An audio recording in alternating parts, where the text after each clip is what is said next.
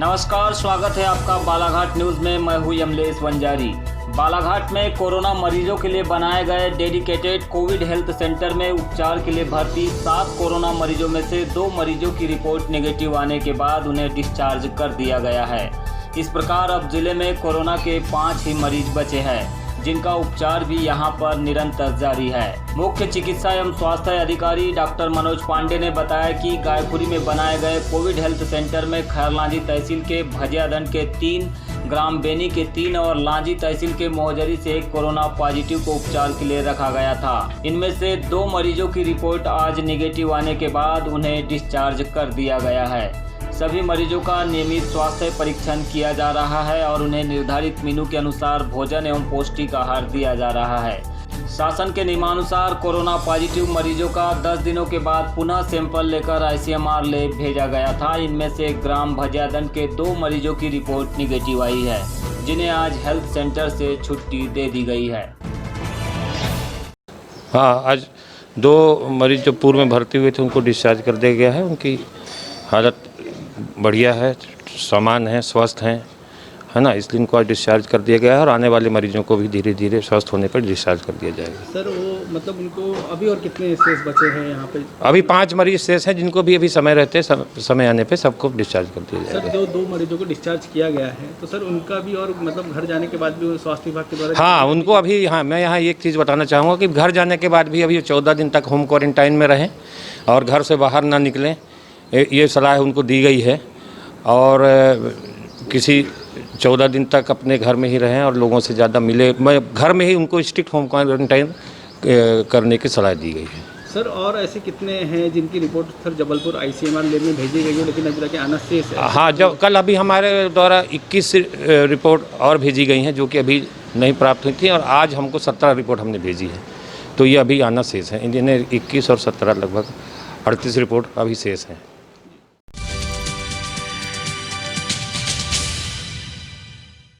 Corona महामारी के बीच बड़ी संख्या में लोगों की नौकरी चली गई है और काम धंधे बंद हो गए हैं। ऐसे में अर्थव्यवस्था को गति प्रदान करने एवं उधारकर्ता पर लोन की EMI का बोझ कम करने के लिए 6 माह की मोहलत दी गई है। लेकिन RBI के इन निर्देशों का ना तो बैंक पालन कर रहे हैं और ना ही माइक्रो फाइनेंस कंपनियां पालन कर रही है। लिहाजा कर्जदारों को मानसिक और आर्थिक संकट का जबरदस्त सामना करना पड़ रहा है। खासकर ग्रामीण क्षेत्रों में निवासरत लोग जिन्होंने माइक्रो फाइनेंस कंपनियों से कर्ज लिया है, उनके सामने बड़ा संकट खड़ा हो गया है। ऐसी ही कुछ परेशानियों को लेकर वारासिवनी क्षेत्र के ग्राम केरा की महिलाएं मंगलवार को कलेक्टर से मिलने जिला मुख्यालय पहुंची।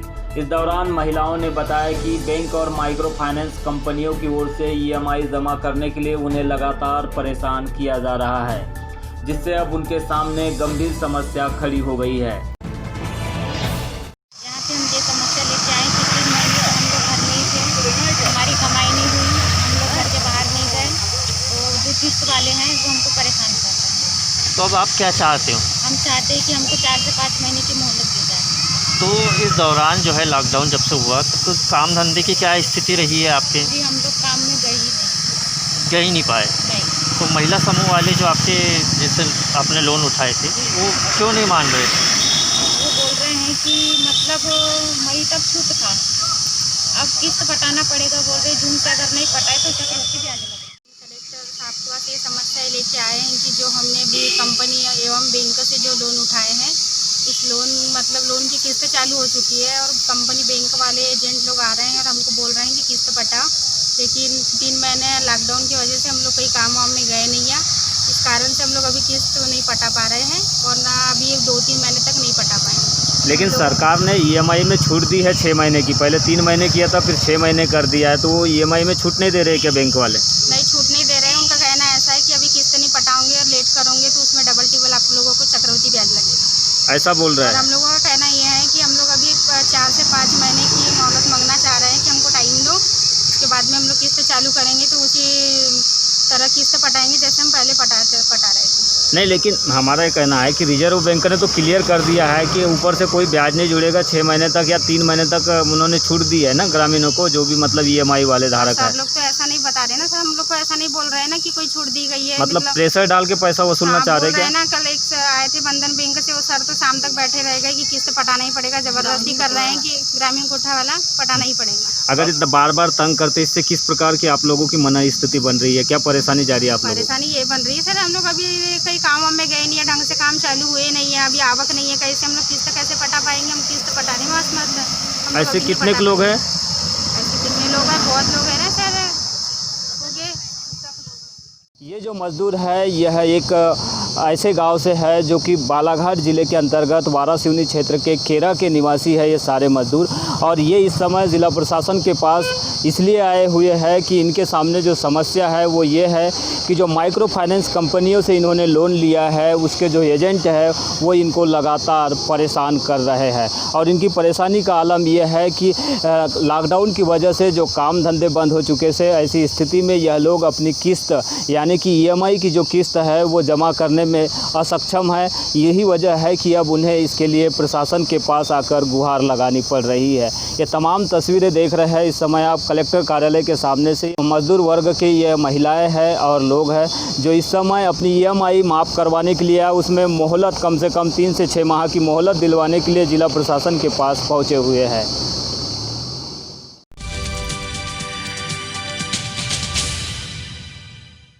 जिला कांग्रेस कमेटी बालाघाट के द्वारा छत्तीसगढ़ के प्रथम मुख्यमंत्री अजीत जोगी जी को श्रद्धांजलि अर्पित की गई। इस मौके पर कांग्रेस कमेटी अध्यक्ष विश्वेश्वर भगत ने कहा कि उनका बालाघाट जिले से बेहद लगाव रहा है। वे चुनाव प्रचार से लेकर बालाघाट से छत्तीसगढ़ पहुंचने वाले हर नागरिक की मदद के लिए हमेशा तैयार रहा करते थे। छत्तीसगढ़ राज्य ने अपने प्रिय नेता को खो दिया है, जिसका गम आज हमें भी हो रहा है। छत्तीसगढ़ के प्रथम मुख्यमंत्री के रूप में उन्होंने इस छत्तीसगढ़ को दिशा दी। योगी जी का उन्होंने जैसे ही छत्तीसगढ़ बना, छत्तीसगढ़ को सारे चौमुखी विकास उसका किया। पहले उन्हीं का जो किया हुआ विकास की आधारशिला उन्हीं ने रखी थी और उन्होंने किया है। मैं तो कहूँगा कि एक ऐसा व्यक्तित्व जिनको छोटे छोटे व्यक्ति को भी उन्होंने बड़ा प्यार इसलिए दिया है। कभी काम करने में कंजूसी नहीं और निर्भीक होकर के कोई भी छत्तीसगढ़ मध्य प्रदेश साथ में था तो कोई भी आदमी निर्भीक होकर के उनके सामने अगर पहुंच जाता था, अपनी समस्या रखता था, उसको बराबर काम देते थे। तो उनको बहुत स्नेह लोगों को उन्होंने बड़ा प्यार किया, उन्होंने मोहब्बत की। ऐसा व्यक्ति हमारे बीच से चला गया, निश्चित रूप से एक बहुत बड़ी क्षति है। मैं इस अवसर पर उन्होंने उनको याद किया है और युवा पीढ़ी से हमने वही अपेक्षा की कि योगी जी के पद चिन्हों पर चलने का प्रयास करो, क्योंकि हमेशा जो शोषित पीड़ित वर्ग को काम करने की, उनको ऊंचा उठाने की, उनकी पीड़ा दूर करने की उनमें जो भावना रहती थी वो भावना हर व्यक्ति में होना चाहिए। माननीय इसी तरह अजीत जोगी जी के बेहद करीबी और पारिवारिक संबंध रखने वाले कांग्रेस नेता रहीम खान ने भी उनके दुखद निधन पर शोक व्यक्त किया है। इस मौके पर शहर कांग्रेस कमेटी के अध्यक्ष श्याम पंजवानी भी मौजूद रहे। समस्या के लिए कितने भी बजे रात में या कितने भी बजे किसी भी भारी मीटिंग में मैं उसको याद करता था, सबसे पहले मेरा फोन उठाकर उस समस्या का समाधान करने वाले मेरे आदर्श थे, मेरे मसीहा थे, माननीय जी हुआ करते थे। और बालाघाट जिले के प्रति, बालाघाट शहर के प्रति उनका बड़ा लगाव था। बालाघाट से कोई भी चले जाए, ये जरूरी नहीं है कि मेरे साथ जाए या किसी के साथ जाए, अकेले खुद भी चले जाए और बालाघाट का नाम बताए वो खुश हो जाते थे। और उसका जो भी काम हो आप बोल के देखिए, अजीत जोगी जी एक ऐसे नेता थे। मैं मानता हूँ कि बालाघाट में पूरे देश में किसी भी नेता के पास में आप जाओगे और बालाघाट का नाम बताओ या किसी के कितने भी संबंध हो, आपका काम होगा या ना होगा इस बात की गारंटी मैं नहीं देता, लेकिन अजीत जोगी जी के पास अगर जाते तो आपका काम जरूर होता। ऐसे वो नेता थे और ऐसा कह के कई लोग गए भी हैं जिन्होंने अपने रिश्ते उनसे बनाए। और अजीत जोगी जी की अंत्येष्टि में मैं गया, वहाँ से आखिरी तक रहा। जिस तरह से जन सैलाब उनके लिए उमड़ रहा था, लॉकडाउन होने के बावजूद भी जिस तरह से लोग उनके लिए बेताब हो रहे थे, उनकी कमी जिस तरह से महसूस हो रही थी, ये देखने ही काबिल था। और बालाघाट के तो शहर में जिला कांग्रेस कमेटी और शहर कांग्रेस कमेटी के माध्यम से आज उनको श्रद्धांजलि अर्पित की गई है। हम हमेशा दिलों में अजीत जोगी जी को याद रखेंगे। अजीत जोगी जी हमारे दिलों से पहचान नहीं किसी।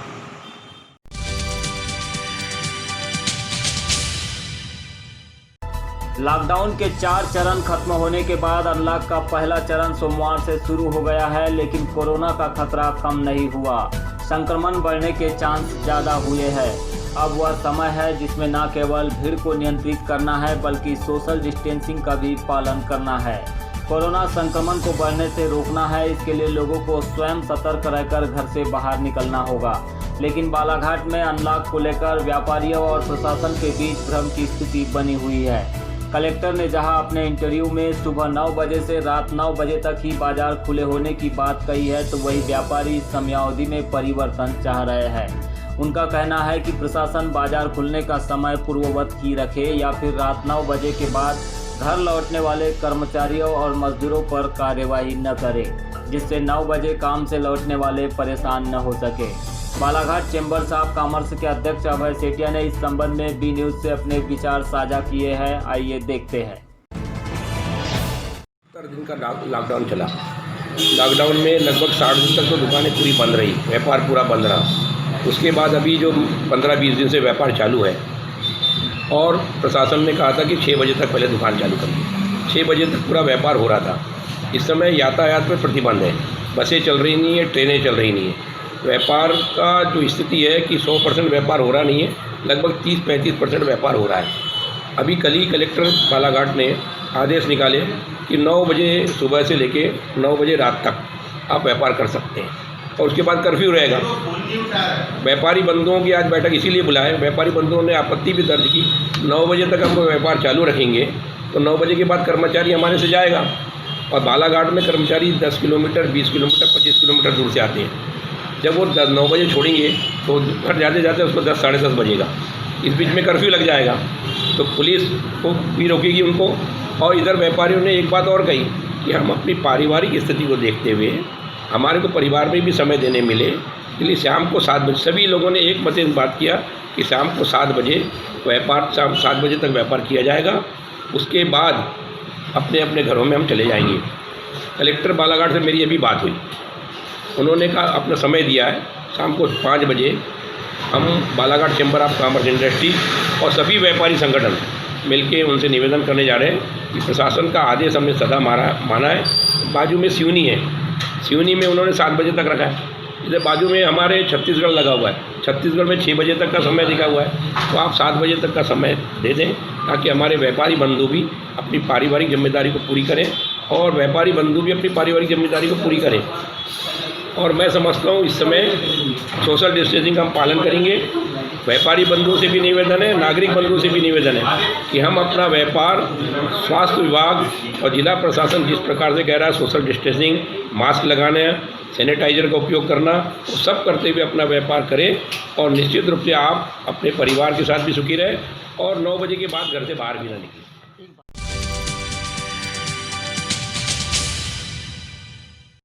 और जिले में प्री मानसून एक्टिविटी शुरू हो गई है। मंगलवार को जून माह के दूसरे दिन जिले के लांजी क्षेत्र में सुबह से बारिश हुई और जिले का मौसम खुशगवार हो गया। मौसम विभाग का कहना है कि इस पूरे हफ्ते गरज चमक के साथ बारिश या बूंदाबांदी के आसार बने रहेंगे। बताया जा रहा है कि इस बार मानसून ने केरल में नियत समय पर अपनी आमद दी है, जिससे दक्षिण पूर्व इलाकों में मौसम खुशगवार हो गया है। कहीं पर हल्की बारिश हो रही है तो वहीं शीतल हवाएं चलने से भी लोगों को ठंडकता का एहसास हो रहा है। बीते 2 दिनों से न्यूनतम तापमान में भी गिरावट दर्ज हुई है। एक समय तक यह 33 डिग्री तक पहुंच गया था, लेकिन सोमवार से 4 से 5 डिग्री लुढ़क गया है। इससे लोगों को रात में गर्मी से राहत मिली है। फिलहाल जिले में मौसम में आए बदलाव की 2 वजह बताई जा रही है। एक तो मानसून ने दस्तक दे दी है, तो वही अरब सागर में अति कम दबाव का क्षेत्र बना हुआ है। इससे मध्य प्रदेश में बादल छाए हुए हैं। पर्याप्त नमी होने से बारिश के लिए अनुकूल हालात भी बन सकते हैं।